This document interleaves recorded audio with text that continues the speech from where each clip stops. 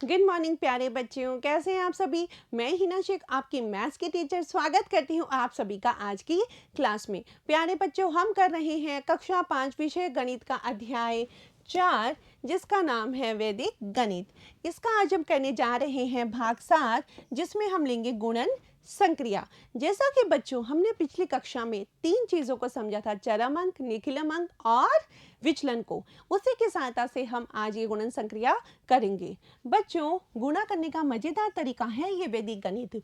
लेकिन अभी तक जो हम गुणा करते हैं, जैसे 12 को 11 से गुणा करना है तो हम सिंपल करते हैं 2 एकम 2, 1 एकम 1। अगर मैं इसका करूं फिर से 2 एकम 2, 1 एकम 1, तो ये हो गया 2, 3 और 1।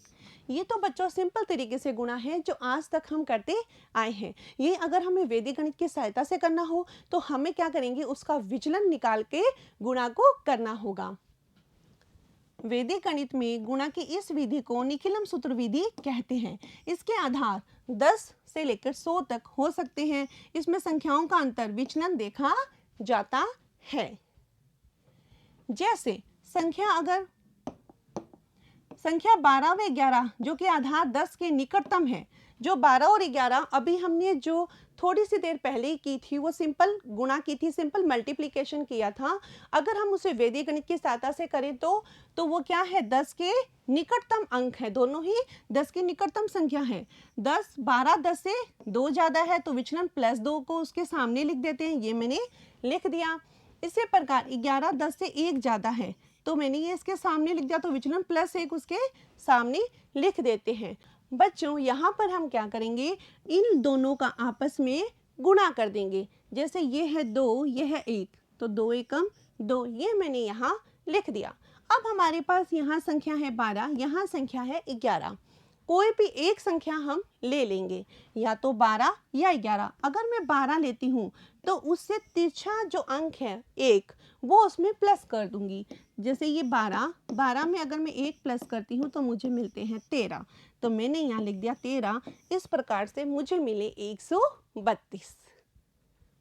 नेक्स्ट है बच्चों उदाहरण 4। 11 को अगर मैं 15 से गुणा करती हूँ तो क्या होगा, 11 का विचलन +1, 15 का +5।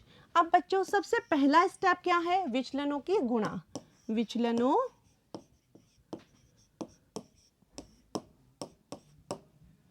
की गुणा, ये हमारा पहला स्टेप है।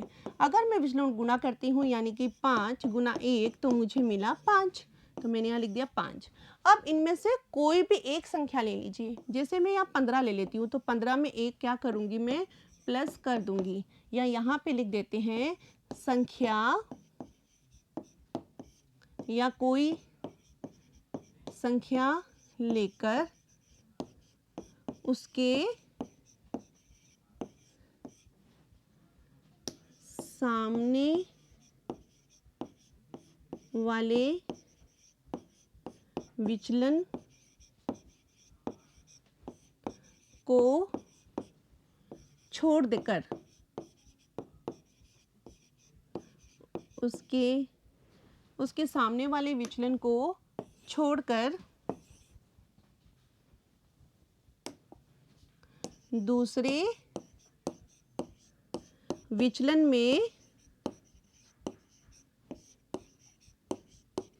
जोड़ देते हैं।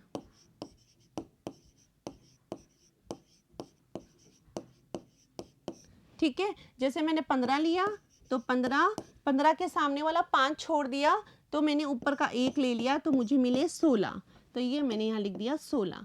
ये हमारे पास आ गया आंसर 165 है ना बच्चों। कितना इजी, वो पुराने वाली गुणा की तरह एकदम वैसे बड़ी सी गुणा हमें नहीं करनी पड़ती, सिंपल है। विचलनों की गुणा कर दी और यहाँ से कोई भी संख्या लेकर यहाँ पे विचलन से इसको प्लस करके लिख दिया।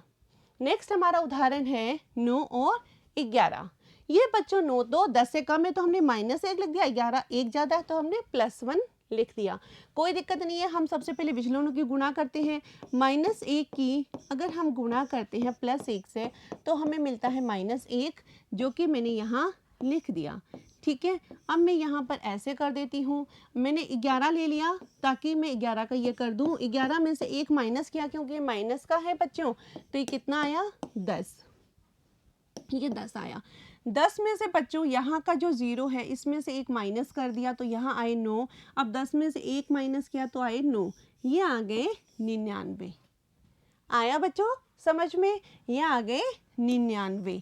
इस प्रकार से हम जो यहाँ पर अगर संख्या प्लस माइनस में दे रखी है और प्लस माइनस को गुणा करते हैं तो हमारा जो प्रोडक्ट होता है या गुणा करने के बाद जो संख्या मिलती है वो किस में आती है? हमेशा माइनस में ही आएगी, क्योंकि प्लस वाली संख्या को माइनस वाली संख्या से गुणा करते हैं तो हमें माइनस में प्रोडक्ट मिलता है, या माइनस वाली संख्या को प्लस से गुणा करते हैं तो भी हमें किस में मिलता है? माइनस में ही मिलता है।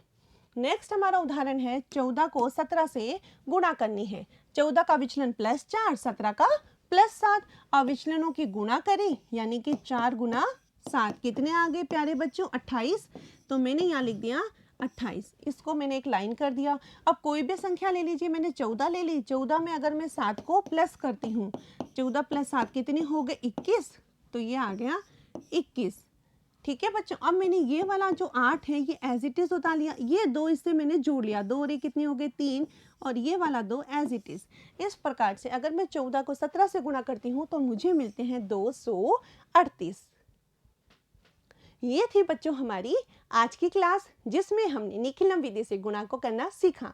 बच्चों ये तो मेरा फेवरेट टॉपिक है वैदिक गणित, और वैदिक गणित में भी सबसे ज़्यादा जो मुझे अच्छा लगता है वो है निखिलम सूत्र की सहायता से गुणा को करना। आशा करती हूँ कि आज के बाद ये आपका भी फेवरेट हो जाएगा। लेकिन बच्चों प्रैक्टिस तो नोटबुक में करनी पड़ेगी ना, क्योंकि जितनी आप प्रैक्टिस करेंगे, जितने आप विचलन निकालेंगे, उतनी ही आप गुणा का अच्छे से कर पाएंगे, और जितनी आप अच्छे से गुणा कर पाएंगे उतनी ही वैदिक गणित में आपको अच्छे से समझ में आ जाएगी। मिलते हैं अगली कक्षा में, तब तक के लिए धन्यवाद।